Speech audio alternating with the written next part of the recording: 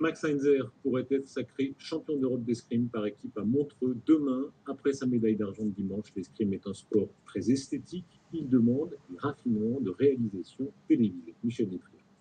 Puisque tu n'es pas venu à la Gavère, c'est la Gavère qui vient à toi. Quoi de plus spectaculaire qu'un combat à l'épée? Le cinéma l'a bien compris.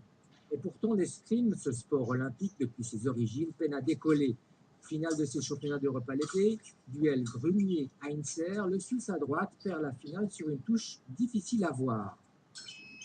Tellement subtil que sans l'électronique, on ne voit rien, et c'est peut-être bien ça le problème de l'escrime. Nous avons fait d'énormes progrès par rapport à il y a 10-20 ans. La Suisse a une belle tradition dans ce sport depuis longtemps.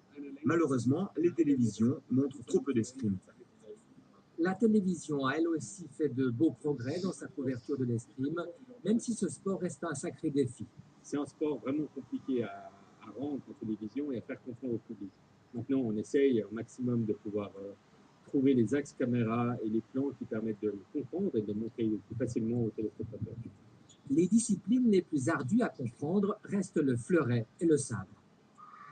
Le fleuret et le sabre sont des armes conventionnelles, c'est-à-dire que celui qui attaque a la priorité. Pour avoir la priorité à son tour, il faut toucher l'arme de l'adversaire, c'est-à-dire l'écarter, à ce moment-là on a priorité, et ainsi de suite. Parfois quand je regarde le fleuret ou le sabre, je me dis non mais c'est lui qui devait toucher, l'arbitre donne raison à l'autre, donc c'est vrai que c'est pas facile même pour nous.